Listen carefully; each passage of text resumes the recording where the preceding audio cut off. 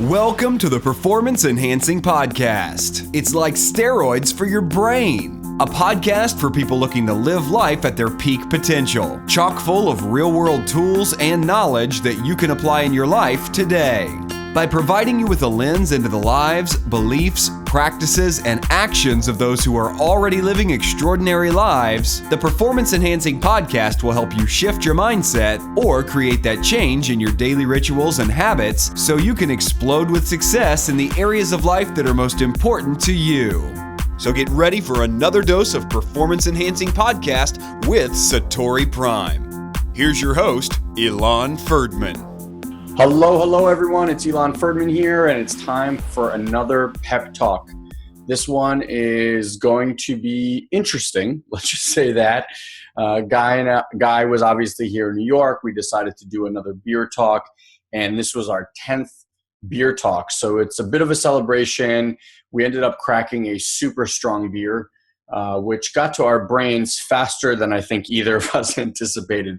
So we tried to keep it as coherent as possible, but you're definitely going to see a different side of Satori Prime than maybe you've been accustomed to. So again, we've broken this up into two different parts. Part one, I think a little more sober would be the word. Part two, a little more fun-filled, hopefully all educational, just really interesting perspective looking back at what's been kind of happening in our lives over the past few weeks, months, etc.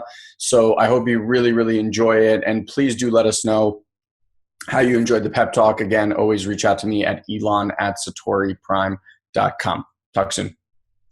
Hey, Satori Prime here, Guy and Ilan Ferdman of That Satori Prime. Yep. You should probably find us on the website. It's at the .com. The Satori Prime will be there.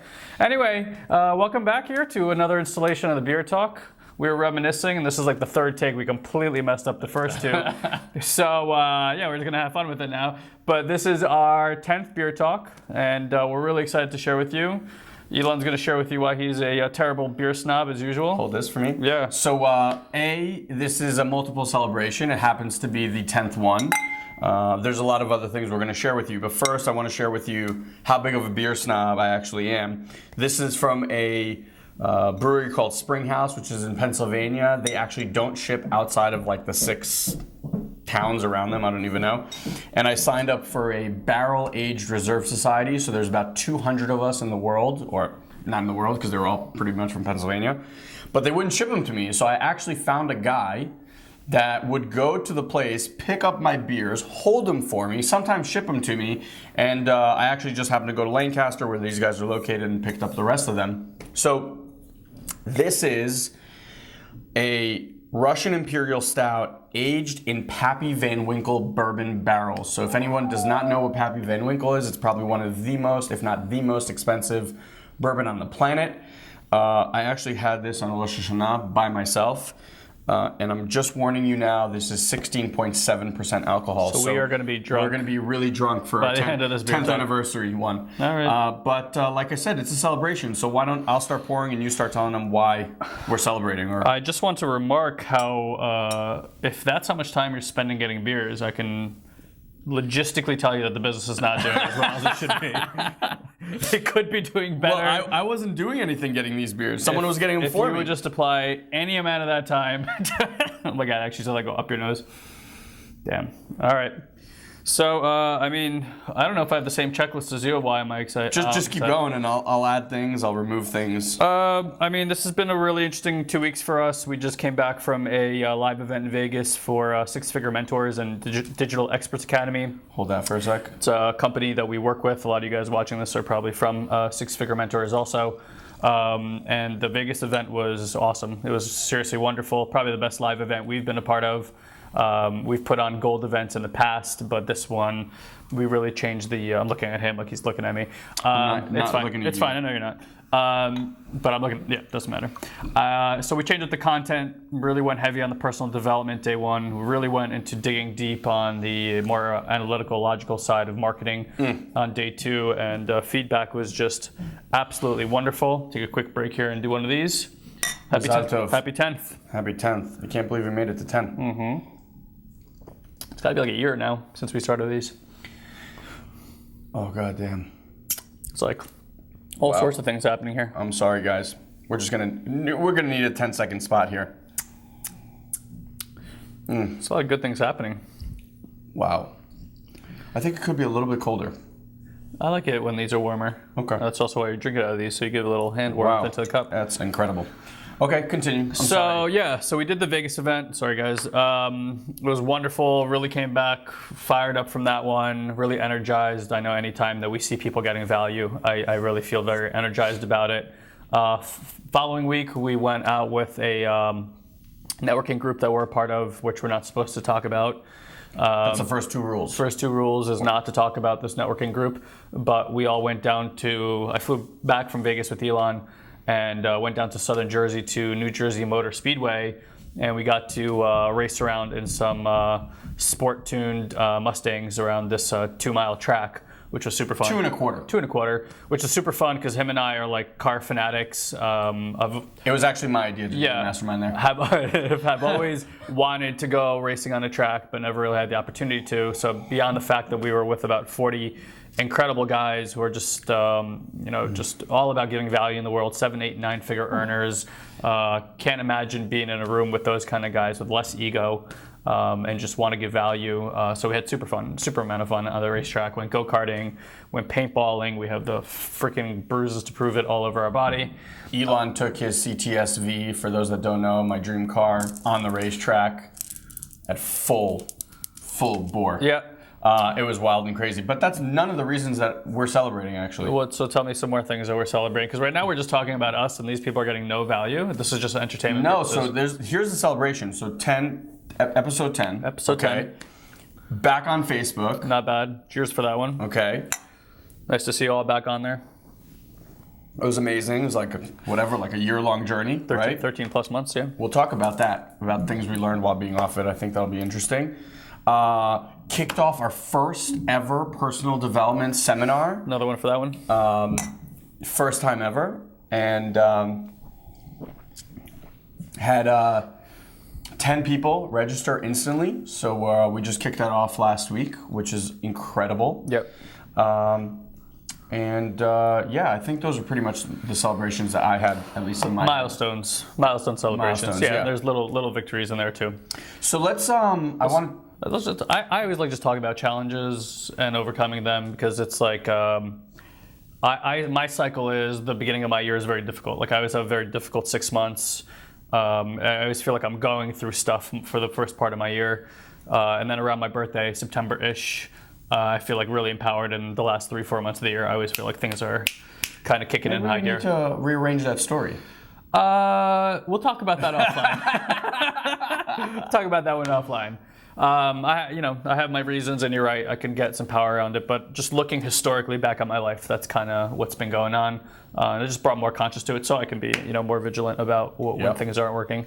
But do you want to, what do you want to start with? Because you seem like you had something in mind. Yeah, I was going to say, I think getting back on Facebook has been interesting, and I can share with you a couple of things that I've realized with my Facebook fast. But I think ultimately what we found is that our business, which was 90+% on Facebook before we got kicked off, right? Would we even say more? 95 to 99%. 95 to 99%, which I highly don't recommend you do.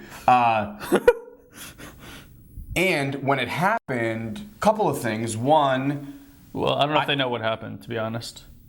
Well, we'll give you the really short version. Guy and I created a software, which is an incredible software, which allowed you to go into groups, pick out the last people that got added to that group or liked that group in the last 30 days or 60 days or 90 days, and then just market to those people.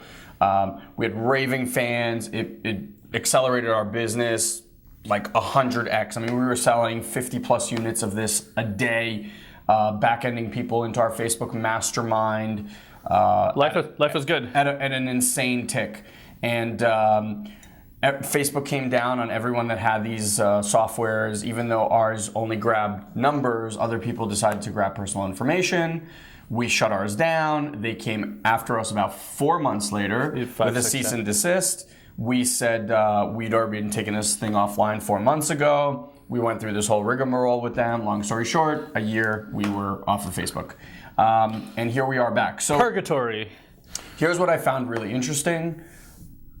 There's two ways I think that you could look at the situation. I'm sure there's many, but two ways that most people would look at that situation. One is my business is over, right? Because if someone cut off 95% of your traffic to your products, your sites, your whatever, for most people that would kind of be the end of the world. Not a good feeling, by the way. Right? Not a good feeling. So that's one way. The other way is, and I think this stems from our mindset and just having gone through the ups and downs and ebbs and flows of business. Sure. And it's something that we definitely talk about in the mastermind, which is kind of like the Satori Prime mindset, is we look at everything as an opportunity, and our revenue hasn't decreased at all in the last year, which is astonishing. Yeah. Which is really astonishing. Well, I will say this. I mean, we had the intention of significantly growing our income this year. So we did really well last year. It kind of kept it almost at the same exact tick as last year, which is really... It's if I cut off 95% of your traffic and then still said to you, well, your business will still remain the same. It's pretty good. You'd be like, yeah, I will do that. So I would say that would speak to just branding, right? Branding and how powerful our brand has become, and that's synonymous with certain things, and people are still seeking us out.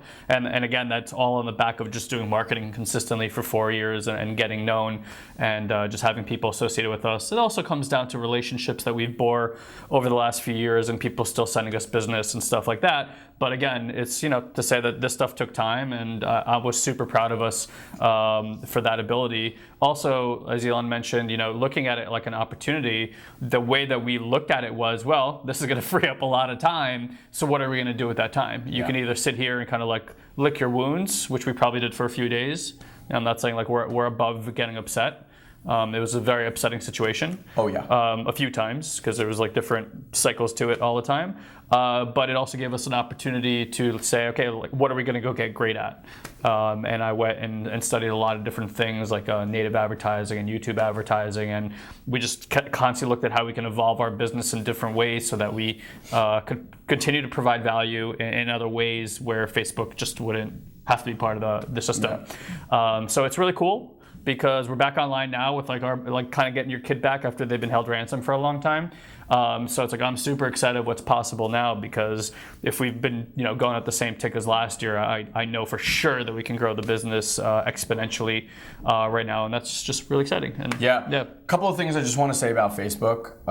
Having been off of it, it's almost like when you stop smoking in college and you realize the effect it actually has on you. Mental clarity. Mental clarity, yeah. So one of the things I want to just share with you personally, and I'm bringing a different conscious awareness to it to make sure to sustain that, is you will be shocked at how much time you actually spend on Facebook. And I think what happens is it gets so ingrained in your day-to-day that you are almost unconscious of the fact that you're spending time on Facebook. Like, if you'll notice, you'll be waiting for someone for an appointment, you'll check your email, and once your emails are done, you go to Facebook. You'll be in the bathroom, you'll be checking Facebook. You'll be bored, you check Facebook.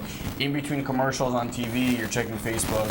So my recommendation to all of you guys is, I'm not saying Facebook fast, although I do think that's beneficial, but remove it as much as possible from your day and just see what happens, or at least bring awareness to how often you automatically check it. You'll be astonished. Yeah, my challenge is a little bit greater than yours, because I manage a lot of our social media stuff. I do a lot of the campaign management, so I'm almost forced to keep it open now. And I'm a little disappointed, because I find myself how much time I'm looking at it, how much time I'm spending on there, to the point where I'm like, wow, this is like a sickness, because it's like immediate. And because you went from not having it to... And I didn't miss it at all. In fact, I was like a big proponent of not getting it back. I still think that I should actually remove it from my cell phone completely, and actually only use it on desktop. And mostly, guys, because again, it's like we're all at our best when we're creative, right? Yeah. Way more than when we're logical. When we're creative is where new ideas come from, where you get to think, you get to imagine. So when you're on Facebook, what happens in the morning when you're checking your email and Facebook, and again, I'm not saying I'm like completely immune to this, but I consciously try to do everything I can to not do that first thing in the morning. is that you're putting yourself into a reactive state, because as you're scrolling through the news feed, you're thinking to yourself like, oh, that's cute, oh, that's stupid, oh, they're an idiot, oh, they're smart, oh, thanks so much, right? And it's all these little things, both negative and positive, but again, you're just reacting. Same thing with email. You get one email unsubscription or something you don't like in your inbox, it can just set you off for like the next few hours and just take you out of rhythm and take you out of flow. And that's what social media does. It's a constant like obstruction to your life when you don't want it. It's like bang, up, something's going on. Oop, bing, something's going on. What I did notice is that I'm like not scrolling through my news feed almost at all. Like at all. Not looking at it at all. When I post, I'm not posting like, hey, look at me, I'm here and here. And again, I'm not saying it's wrong. I'm posting things that I believe are adding value, perspective type things. And I kind of only want to do that with my personal profile. I don't care about like the minutia of day to day. Yeah, I mean, it's really interesting. I heard this comment a long time ago that you have a certain amount of juice or energy, fuel, whatever you want to call it, throughout the day, right? So like at 100. And it's funny, the car racing guy had the same thing, right? Money in the bank. Yeah, money in the bank. It's interesting. So you have this fuel, right? And every decision that you make throughout the day, it eliminates that fuel. Now, obviously, big decisions take more fuel, little decisions takes little fuel. But when you are reacting to email, when you are reacting to Facebook, every one of those reactions is fuel. You're using fuel. So the question is, when you're trying to be a high performer and you're wasting your time having subconscious reactions to I like this, I don't like this is funny, this is stupid, this person's a moron, I need to stop being friends with this person, whatever it is, all of those things are using that tank. And that's why for me, I'm almost at a point where yes, I'm happy because I get to post pictures of my kids again and my grandparents are super happy. But yeah, I'm like you. I've just really not been. I actually scrolled through the news feed when I first got on, and I was like, "Wow, this is just a horrible energy thing." It's like bad media. Yeah, I'm the same. But I'll tell you, my favorite part about it is the ease in which you can connect with people. Because before, it's like honestly, like not being on Facebook is like being dead today. Like when I got back on, and I changed my profile picture so it'd be something updated. I've never gotten that many comments or likes on anything I've ever posted before, and most of them were like welcome back, as if like welcome back to life.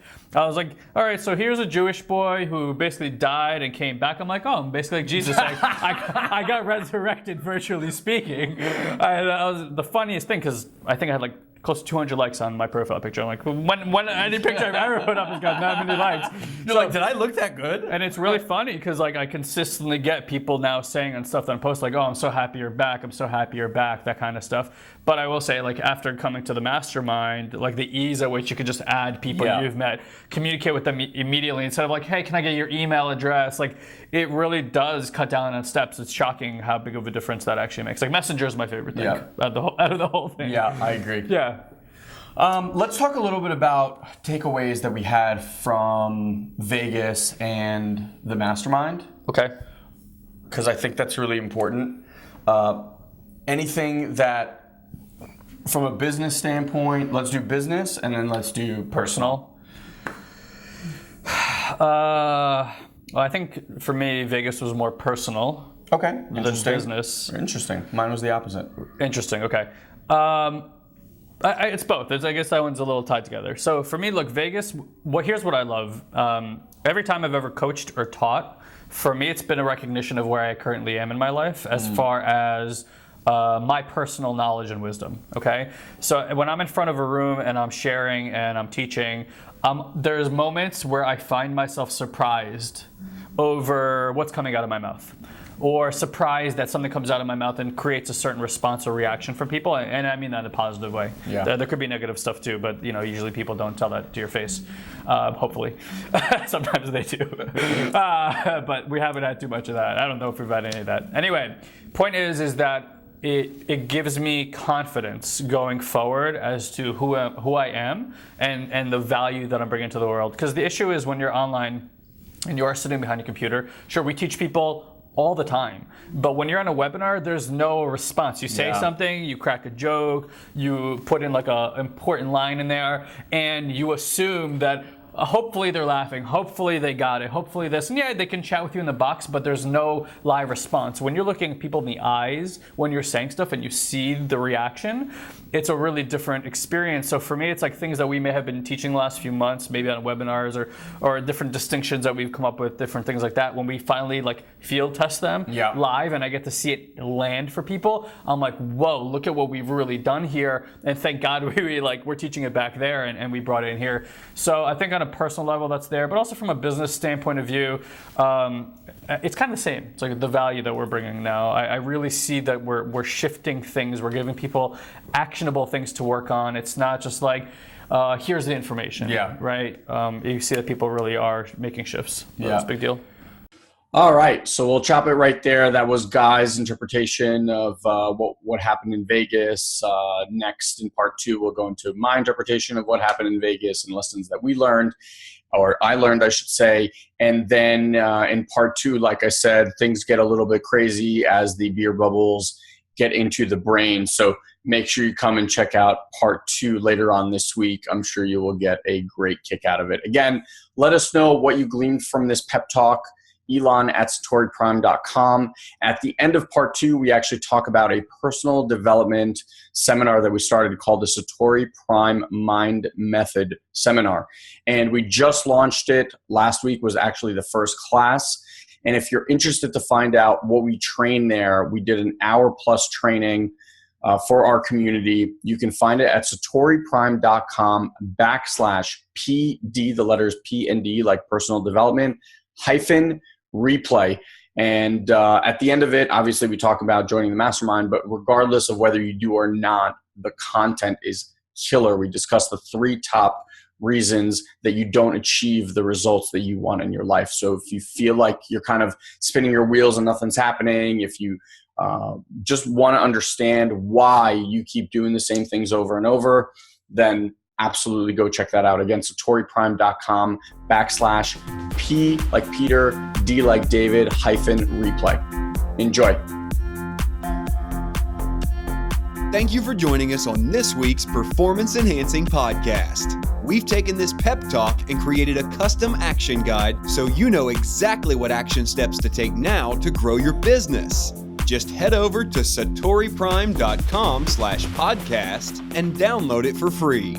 Also, please leave a comment and rate this podcast on iTunes. It'll help us get the word out. Thanks for listening. Now, go and implement. We'll see you next time. Did you run through doors till you hit the floor? Did you read my eyes and my aching thoughts? Did you walk through walls till you had to grow? Oh my God, you're smart, my soundless call.